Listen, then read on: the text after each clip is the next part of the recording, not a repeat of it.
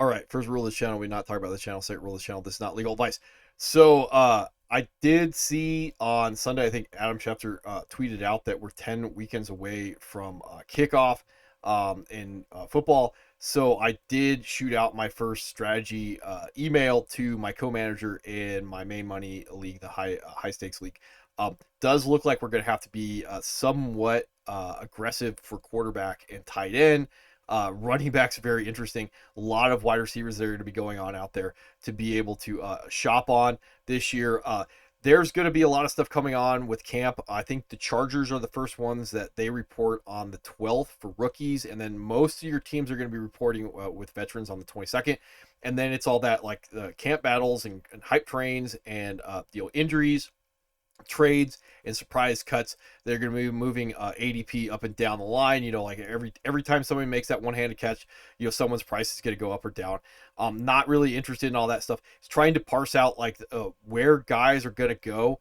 I do think that before kickoff, this week one, I do want to try and get like the first after waivers out, so we kind of have a baseline of what I'm kind of tracking on when it comes to potential snap shares and usage on players going on into the season. There's a lot of the camp battles, especially like rookie running backs, that I just don't think are very productive to be having the conversation about like where they're going to go. If there's guys out there that listen to the channel that like kind of need early feedback on some of the camp battles, because you draft early. Again, if you can draft 30 minutes before kickoff, that would be the best, because then you have all the information that you're going to need. But if you don't have that opportunity, and again, like it did look like last year in my main money league that we were going to have to draft in like July, and then that got pushed till after week 3 of the preseason because like no one liked that.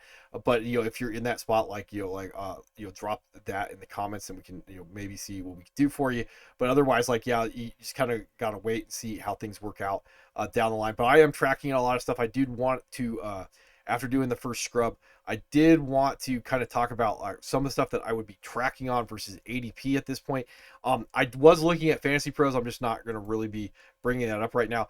So I'll just go like by conference and talk about a few of the things that I'm looking at, because I did write down some notes that I would look at. So right now with the Bills, you would be tracking on seeing if you can get a potential number one in the offense, and that would be at cost. And again, this is just about cost. It doesn't matter what you think or I think. It's just about like what's going to cost for me to find out. Dalton Kincaid, he's 113 overall. I did see some tweets where he was really nicked up last year. That's why I didn't take a step forward. Again, like when you're wrong, you're wrong. But in this case, like a tight end can't break my heart. Third year, that's one of the things that we look at when it comes to rules for fantasy football. They're more like guidelines in this case. In this case, like it doesn't mean that you can predict the future. It just means that the best chance that we have to predict the future is going to be off like past behavior that we have. And so chasing some of these things, like they're good rules to have, but when we get to Stephon Diggs, it doesn't necessarily mean that we're going to follow a rules. It's just going to be based off price. So I do like Dalton Kincaid and Dalton Kincaid at like 113 overall on ESPN, and then you're looking at Keon Coleman's at 98. I don't know if Keon Coleman's necessarily going to win you leagues. He's probably also going to be very touchdown dependent when it comes down to it. And chasing touchdowns is a good way to win your league. It's a good way to lose your league. Also, I want to bring this one back up so we can talk about him at his cost. Some of the other guys, like I think Shakur is going to be capped out, and Josh Palmer I think is going to be capped out. So like you're trying to chase a theoretical number one attached to Josh Allen. There may not be that guy. They may just be built to be receiver by committee. And then it won't matter. But like those would be the two guys at cost I think that have the road to potentially be league winner. I would probably be leaning towards Dalton Kincaid, surprise, but like that's where I would go versus cost overall. Let's see. Moving on to the Dolphins, you'll be chasing the possibility of Tyreek Hill taking that age-related step back this year. Today they did the Dolphins did trade Jonnu Smith to the Steelers. Again, kind of affecting the tight end market. The other guy that you'd be looking at, this is probably like deeper leagues overall, and I did write this down. You would be, especially with the possibility of that age-related step back with Tyreek Hill. Yeah, I do like the price of Jalen Warren. But mostly if you're in deep enough leagues, you can trace Malik Washington going forward. Up to 87% snaps at the end of the year, 61% snaps at the end of the season. The only guy that I would say like is maybe going to cut into that is like Nick Westbrook-Akine. He's going to probably play the big X where there overall, and then he's going to have to jump the line on a few guys overall. Would be tracking that. Let's see. The Dolphins, or not Dolphins, the Patriots. Their running backs, like I do like Henderson a lot. Right there but you're gonna have to pay for him more than likely 83 overall. I do think that he's gonna probably turn it into some type of like running back 1A and 1B. I think the possibility that you're gonna get like goal line work from Ramondre, you may not get that in Henderson. That's going to cut into his ability to win your leagues again, like chasing touchdowns. So, like, I do like Henderson. I think there's a chance that he could be this year's Chase Brown when it comes to like being able to win you your league, getting that like running back one. It would probably be chasing your Henderson shares. Ramondre is probably going to be capped out overall when it comes down to that. Let's see, and then the other one, this one's like the crazy one. I really am having a hard time believing that like Stephon Diggs is going 96 overall. I think it was relatively consistent on Fantasy Pros when I was looking at this stuff, and yeah, normally they get like rules. I have seen the tape of him running around like cutting routes, or running routes and cutting. Rules over the age apex. He's a technician. That doesn't necessarily count. And then you're also looking at coming off an injury. But if he's about like going to cost me, say, pick 80 something to go out there and make sure that I get my Stephon Diggs and I have a road to win me leagues off of that, like yeah, he's going to be on my rosters. I said Kyle Williams is more of a gadget guy. I think he's more of a complimentary guy. He may end up being Stephon Diggs. He ain't going to be this year. And then some of the other guys that I would say out there, Butte would be the only one that I think is the real competition for Stephon Diggs. I don't think he's real competition, and that's primarily because he was like snap share. He was the number one on the field. Then trying to parse out the other guys like Jalen Pick, I think they moved on from. I mean, obviously, I think Baker would be good, but I mean, Stephon Diggs needed to come over and be like the clear number one overall, so that would be the guy. I like all the Jets at cost right now. Chasing that stuff, like Justin Fields is gonna have the nimbly bimbly. Garrett Wilson on Fantasy Pros was like 31 overall. On ESPN, he's going at like 43. So that's $18 in my auction league. That's gonna be like a fourth round draft pick in your 12-man league, something like that. Like fifth round draft pick in 10-man leagues. Yeah, absolutely. There's no one else to throw the football to when it comes to that wide receiver room or the Jets. And then you could also chase Brees at his cost. I think he's higher. I think he's running back 13, but on ESPN he's like 48 overall, which I think is ridiculous, or 51 overall. That just chasing the negative reaction in the market because guys were injured or underperformed last year it's not a bad thing versus cost. Let's see, moving on. Cowboys, I think that's going to be like camp stuff. I think Miles Sanders probably has the best chance to be like the 3-down guys. Javonte is probably going to be like the 2-down banger. I could definitely see in that offense, and that like at that point, like Miles Sanders might not even make the offense or make the roster. So like that's not going to win you a league. And then the hype is on Jadon Blue, like 4-2-8 guy. I don't necessarily think he's going to win league. I could definitely see getting like 30% snaps, design stuff going to him, and then Javonte's gonna be the 2-down banger. I don't think he's gonna win your leagues on that one. Eagles, I don't really have anything to talk about with the Eagles at all. And then Washington, you can kind of speculate against Scary Terry because I believe he's still like holding out or whatever on him. Debo is probably not going to win you leagues. I do like the cost on Debo overall, looking at like 95 overall. I do like the cost. You can speculate against Scary Terry on that one. And then like Zach Ertz would be another one to speculate on overall.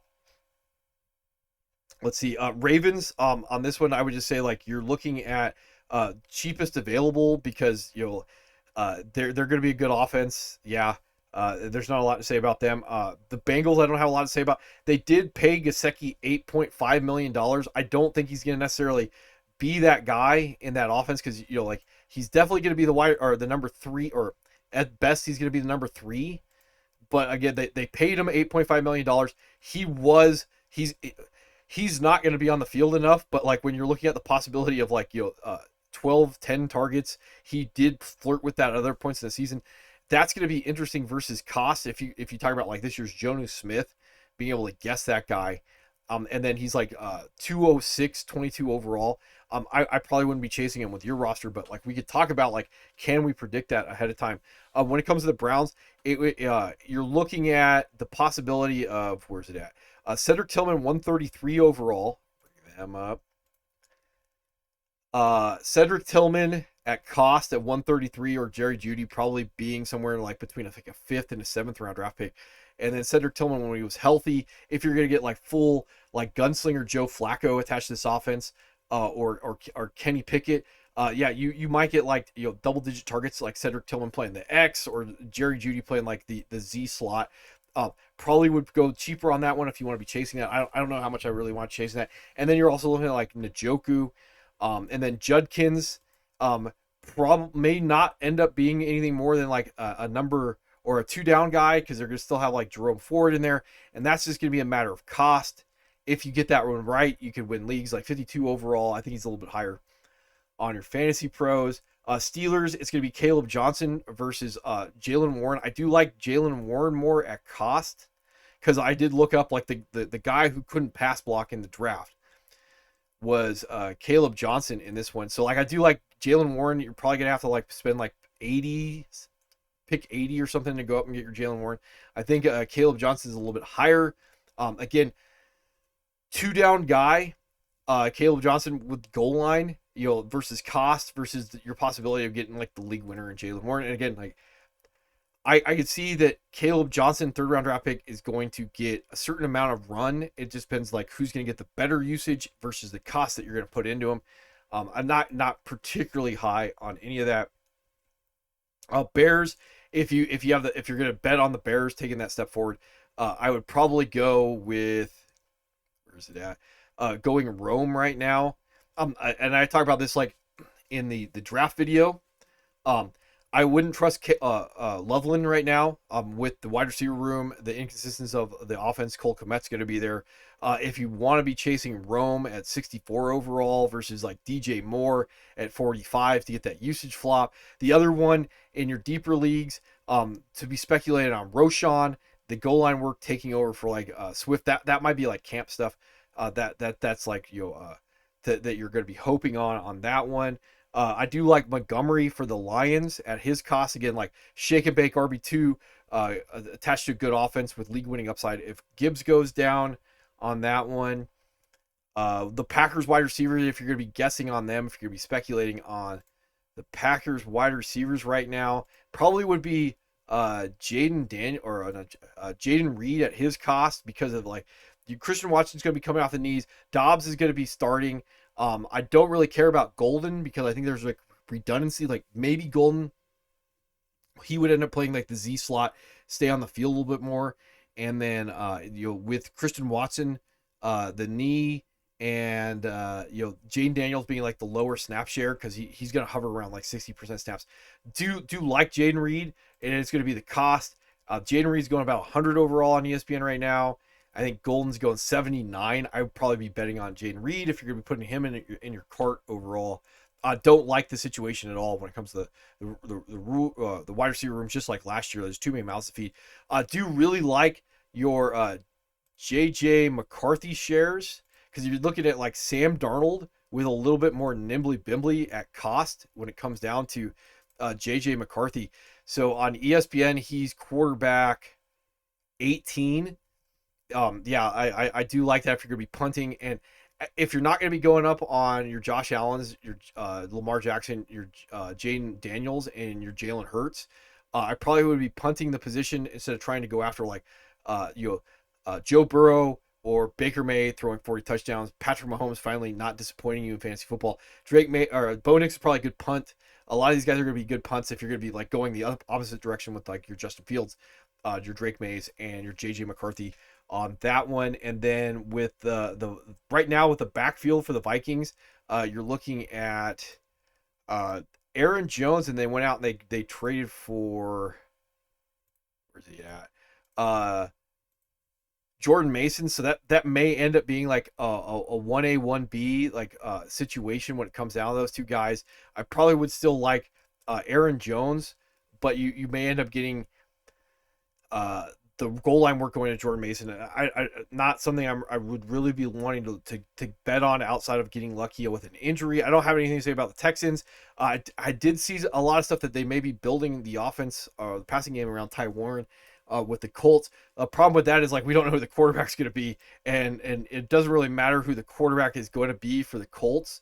Uh, right, there's Ty Warren. You know, neither of them may be like something that we want. You know, Anthony Risser right now with the nibbly bimbly. If he's even the guy in the inconsistency of Daniel Jones, right now, like yeah, that's not something I want to be guessing on. And I would still want to be going after like your Josh, when Michael Pittman's like 99 overall. Josh Downs is there. You know, Adonai Mitchell theoretically. Yeah, like none of that. It makes me like very want to be chasing any parts of this offense up to and including your uh, Jonathan Taylor shares at this point on that one. The Jaguars. So I missed the fact last offseason that the Jags picked up the 5th-year option on Travis Etienne, and did disappoint last year. Was only at 50% snaps, like 48% snaps at the end of the year. Bigsby was not necessarily the guy when it comes to overall snap share. You still could get that theoretical uh, league winner out of Travis Etienne, but you're probably going to be getting somewhere around like running back 2. And at the cost right now, when it comes down to him, like 114 overall on ESPN, like I would chase that if for another reason like that, like those punt RB2s that are going to be going late are probably interesting. I would probably take him over Tanks Bigby. Neither of them are necessarily like receivers. Like ETN doesn't have like the ball tracking skills to necessarily be that guy outside of like the check down monster stuff. Like, but I would probably guess him over Bigsby at this point, unless we like hear like camp news. Overall, that would change that. And then the other two guys like I would be really down on Travis Hunter until we have a better idea of what his role is going to be in the offense. And again, like this is just the football coach and me saying like if he's going to be playing any defense, uh, all of the non-known passing plays. That means like most of your play action, most of your quick game on first down, stuff like that. I wouldn't have him on the field because if he's gassed on defense, teams are just going to go after him. So if he's a full-time offensive player, like we could have that conversation. That means he's not going to play any defense. We could have that conversation. I think he's going to play some defense. If he's going to play any defense, yeah, I don't know how fantasy relevant he's going to be. If he's going to be a sometimes offense player, we could talk about like Parker Washington being in that like probably wide receiver 3 role. I wouldn't be tracing him, but the main one with Evan Ingram going to the Broncos would be that we could talk about Brenton Strange being a big breakout this year for them. He's going at like 207, like tight end 23. That would be the main guy that would be the beneficiary, I think, of Travis Hunter not playing offense full time would be Brenton Strange at this point. And I do like Parker Washington. Don't have anything really to say about the Titans at this point. Because the one thing I would say about the Titans with Tony Pollard and Tajay Spears at this point, like I see it being a little bit more of a 50-50 timeshare with those two guys, which like I wouldn't particularly like. So unless outside of like getting lucky with an injury, I could definitely see that Tony Pollard's is going to be less of the bell cow, and they might end up being a little bit more of a split between the two backs at that point.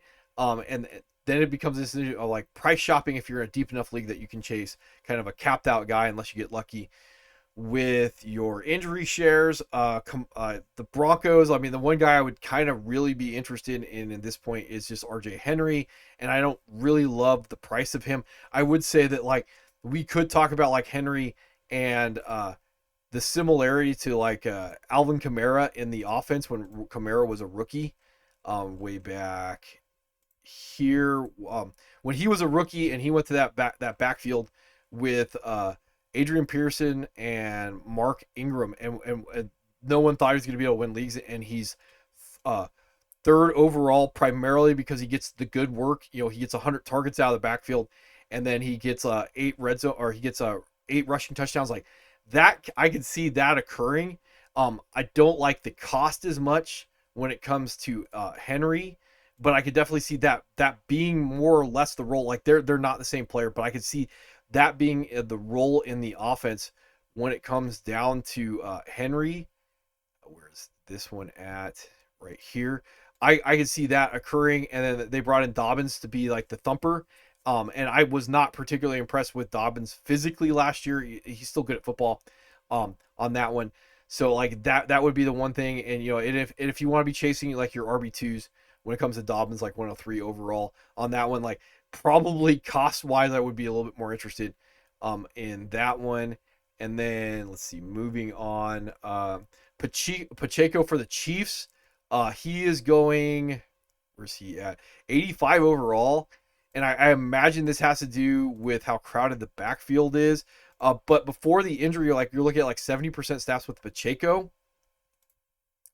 So I could see the reason why his snaps were down last year is not because of Hunt in the backfield. It's because the chance of re-injury with him. I imagine there's a possibility that you could get like a Elijah Mitchell taking over the McKinnon role in the offense. So like 30% snaps with him, going to limit some of the upside with Pacheco. It's going to, like, the camp thing is going to, like, is Kareem Hunt going to even make the roster at that point? Raiders wise, don't love, where's it at? I'll just bring this one up. I don't love chasing the wide receiver, because they have Brock Bauer there. I do like Genty, but you're going to be paying on him overall. So I don't love chasing Jacoby Myers, but I do like Jack Beck, and outside your deeper leagues, you're probably not gonna need to him. Like he probably is capped out as a wide receiver 2, but like at 130 overall, it's probably like in your deep enough leagues that like wide receiver 2s can win you leagues. That would be something to look at. When it comes down to the Chargers, and this is the cost thing when it comes to these running backs. Like I do like Hampton. He's 50 overall. If Najee eats into him, you're probably at best going to get a push at 50. If Najee eats into him, because Najee's the vet, and again, like if they can't trust you, can't be on the field, that would be the problem when I would look at that. Like this is all camp stuff to see if they're going to phase Najee out. Like that, you're taking the chance on that, and they this year, because of the response, they're baking the upside into these guys, so you're not getting the like 8th round pick where it would be like, yeah, that the price would be good enough. Like no, they're baking in to him already. Not a lot to talk about with the Cardinals. Not a lot to talk about when it comes to the Rams. The Niners are going to be guessing on the Brandon Ayuk injury, and if Kittle is going to be a unicorn. I maybe would guess that like you could get like a receiver by committee when it comes down to these guys overall.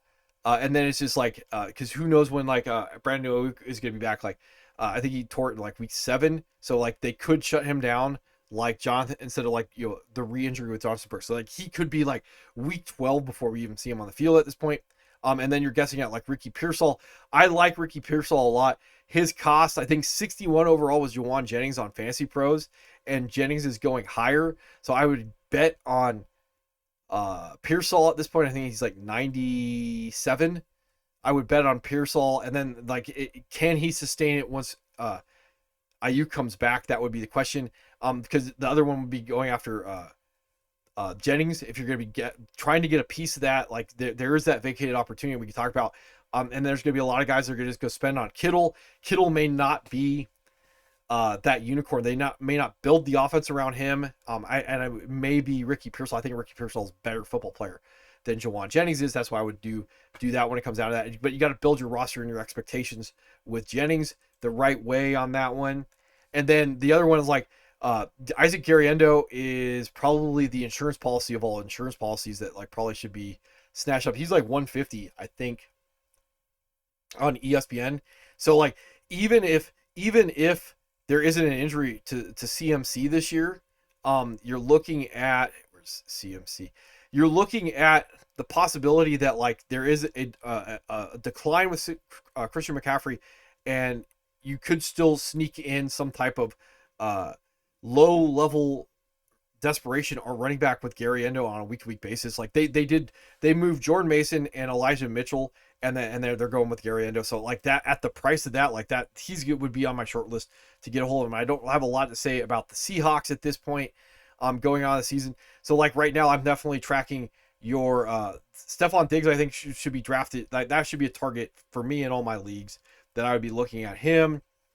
Maybe your Jalen Warrens. I do like the Jets offense overall. Theo Johnson, if I missed out on Theo Johnson, the tight end for the Giants. There's no one else to throw the football to besides Malik Neighbors. It would be Theo Johnson, that guy there. Oh, and then the last guy that I'll talk about before I forget all this, and Theo Johnson. Before I get to Theo, because I think I forgot Theo Johnson. Um, if you're going to be punting tight end, and I may do that this year. Like I do like Dalton Kincaid. Theo Johnson's going to cost you relatively nothing. He's like 259 on ESPN, tight end 28. He's on Fantasy Pros. He's like 222. And you can see like before the foot injury, he's a starting tight end. There's no one else to throw the football to.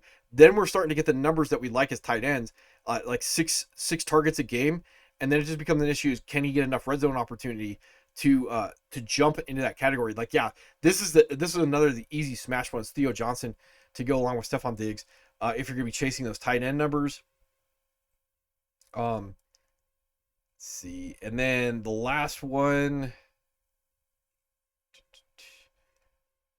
Want to talk? Oh yeah, Roman Wilson for the Patriots or for the Steelers. So this one, I don't necessarily know. Like DK Metcalf is not necessarily like a 10 to 12 target a game guy. That's just not how he's kind of built. Like he could be Megatron and just run like your slants and your 9 routes, and that's all he necessarily has to do because he doesn't need to do anything else. He's a freak. If there's going to be a guy that's going to jump up and be like a Lad McConkey or Puka that's going to be like the target guy, it's going to be like Roman Wilson, like 4-4 guy out of Michigan, 3rd round draft pick. He was an injury bust last year. I could see the complementary role that he would play in the offense to DK with Aaron Rodgers there. I could see, and he's going to go undrafted. I don't even think he's listed at this point on anything when it comes out of that. So that would be the guys I'd be looking at. But anyway, just want to give a channel update and let you guys know that some of the stuff that I'm tracking going into camp. Probably won't hear from me again until maybe even August, probably end of July. Just general stuff to be looking at, stuff for you guys to be following on your own. Stuff that you would be looking at overall as you're trying to generate your own strategies going into your draft seasons. And I'll see you when I see you.